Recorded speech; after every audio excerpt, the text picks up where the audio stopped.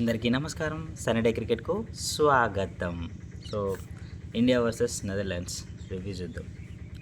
So India versus Netherlands first toss వేశారు. Toss వేయంగానే చెప్పింది ఏంటంటే ఇండియాకు నెదర్లాండ్స్ టాస్ గెలిచింది, మేము బౌలింగ్ చేస్తాం, మీరు బ్యాటింగ్ చేయండి, ఫస్ట్ బ్యాటింగ్ చేసేయండి అనేసి చాలా క్లియర్గా చెప్పేశారు.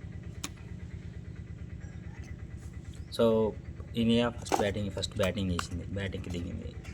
సో అయిపోయేసరికి ఇండియా ఒక ఫస్ట్ వికెట్ పడేసరికి 110 పార్ట్నర్షిప్ వచ్చింది. షఫాలి వర్మ అండ్ స్మృతి మందన ఇద్దరు కలిసేసి 110 రన్స్ పార్ట్నర్షిప్ ఇచ్చారు ఫస్ట్ వికెట్కి గాను. సో ఇక్కడ కొంతమంది అనొచ్చు, ఇండియా నెదర్లాండ్స్ గెలవడం ఏంటి, పెద్ద గేమ్ ఉంది, నెదర్లాండ్స్ లాంటి టీం తోటి పెద్ద గెలవడం ఏంటి అనొచ్చు. కొంతమంది అంటారు, కొంతమంది డౌట్ లేదు కదా. కాకపోతే ఏంటంటే this is a world cup. First of all ఇది అనేది ఒక వరల్డ్ కప్లో ఏ టీం కూడా చిన్నగా తీసుకోవడానికి లేదు. గెలిచేస్తాంలే అనే ఆలోచనతో ఉండకూడదు. ఎందుకంటే శ్రీలంక లాంటి టీము న్యూజిలాండ్ని ఓడించింది for the first time world కప్లోనే. ఇప్పటిదాకా ఎప్పుడు ఓడించలేదు, కానీ ఓడించేశారుగా. సో అంటే దానికి ఏం చేయాలంటే వాళ్ళు ప్రిపేర్ చేసుకున్నారు. సో ఈ టీంని కూడా చిన్నగా తీసుకోవడానికి లేదు. అలాగే ఇలాంటి టీంలు, ఎందుకంటే మనం ఉన్న గ్రూప్ ఏలో ఏంటంటే ఆస్ట్రేలియా అండ్ సౌత్ ఆఫ్రికా లాంటి టఫ్ టీమ్స్ ఉన్నాయి. అలాగే మనం ఇప్పుడు ఇండియన్ టీము సెమీస్కి వెళ్ళాలి అని కోరుకుంటే ఖచ్చితంగా ఆ రెండు టీంలో ఒక టీంని మాత్రం ఖచ్చితంగా ఓడించాలి. ఆస్ట్రేలియా సౌత్ ఆఫ్రికాని పక్కన పెట్టేసింది, కానీ ఏదో ఒక టీంని అయితే ఓడించాలి, కంపల్సరీగా ఓడించాలి. ఓడిస్తే మాత్రమే నువ్వు సెమీస్కి వెళ్ళగలవు, అంతే. కానీ ఇక్కడ వచ్చి మరి దాన్ని ఓడించాలి అంటే ఇంకొక టీం తోటి అటు టీం రిజల్ట్ అనేది అటు ఇటు అయిందంటే నెట్ రన్ రేట్ ఆస్పెక్ట్ అనేది చాలా క్రూషియల్ అవుతుంది బాస్, చాలా క్రూషియల్ అవుతుంది. అప్పుడు ఏం జరుగుతుంది అంటే ఇలాంటి పరిస్థితులు వస్తాయి. సో అందుకనేసి నెట్ రన్ రేట్ అనేది ఇప్పుడు ఎంత ఎక్కువ ఉంటే మనకు అంత మంచిది. ఇప్పుడు ఈరోజు నెదర్లాండ్స్ మీద ఈరోజు గెలవడం వల్ల ఏం జరిగిందంటే మనకు నెట్ రన్ రేట్ అనేది 3.94 ఉంది, అంటే ఆల్మోస్ట్ 4 ఉంది. సో ఇప్పుడు ఏమైందంటే నెక్స్ట్ మ్యాచ్లో ఆస్ట్రేలియాతోనో సౌత్ ఆఫ్రికాతోనో ఒకవేళ ఓడిపోతే నెట్ రన్ రేట్ అనేది డిఫరెన్షియేట్ వల్ల మనం ముందుకెళ్తాం. సరే, ఈ విషయం తర్వాత సంగతిలే కానీ. సో అది జరుగుతుంది. సో టీంలో ఏం జరిగిందంటే పవర్ ప్లే అయిపోయేసరికి ఇండియా ఫస్ట్ బ్యాటింగ్ చేసింది అబ్బా. పవర్ ప్లే అయిపోయేసరికి 59/0. సో అంటే పవర్ ప్లే అయిపోయేసరికి 59 రన్స్ కొట్టారు. సో మిడిల్ ఓవర్స్కి వచ్చేసరికి మంచి 103 రన్స్ కొట్టారు. అంటే 7 to 15 ఓవర్స్లో 103 రన్స్ కొట్టారు.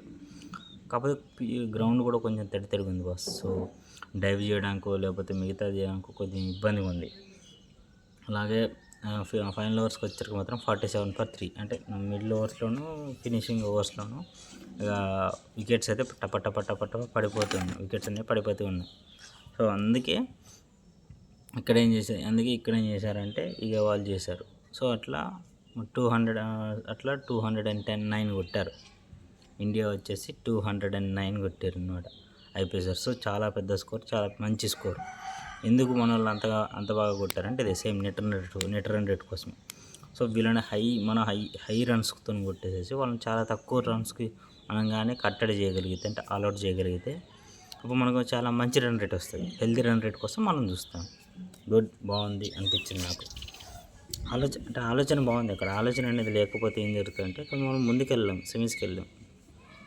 సో అప్పుడు మళ్ళీ అప్పుడు మా ఇండియన్ టీం ఏం చేసిందంటే ఫీల్డింగ్కి వచ్చింది.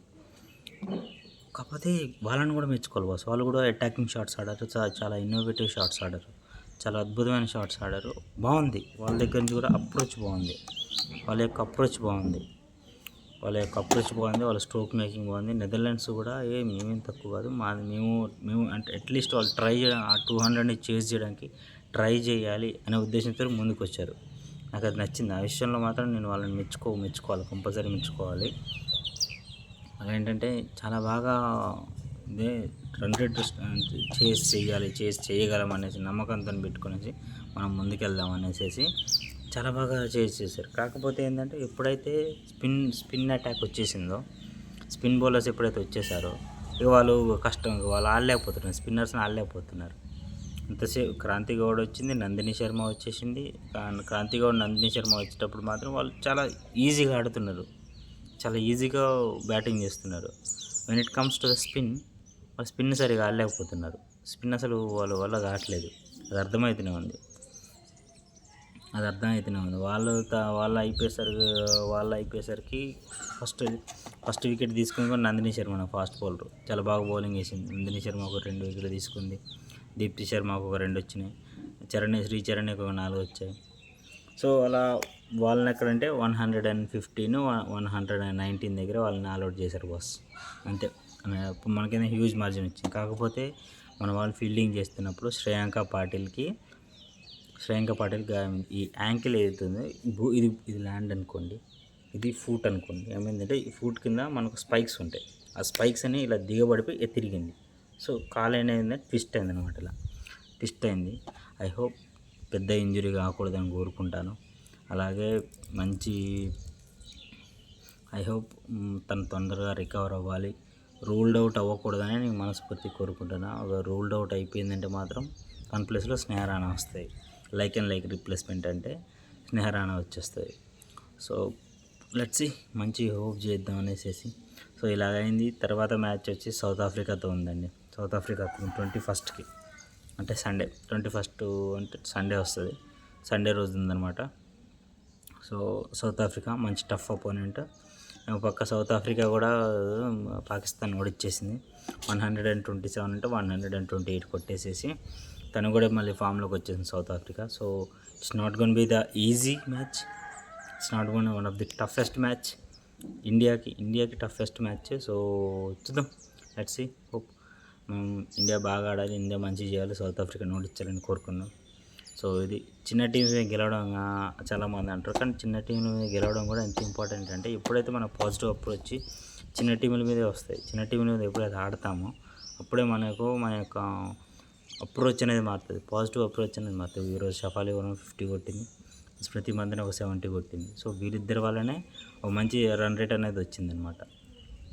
మిగతా వాళ్ళు కూడా చిన్న చిన్న కాంట్రిబ్యూషన్ ఇచ్చారు, బట్ వీళ్ళు బాగా చేశారు. ఇప్పుడు ఏమవుతుందంటే ఇప్పుడు అదే మొమెంటం అనేది నెక్స్ట్ మ్యాచ్లో కూడా క్యారీ ఫార్వర్డ్ చేస్తారు. దాని గురించనే చిన్న టీంని ఆడడం మనకు ముఖ్యం. సో అది ఐ హోప్ నెక్స్ట్ మ్యాచ్ కూడా బాగా ఆడాలి, మంచి చేయాలని చూద్దాం. So thanks for watching.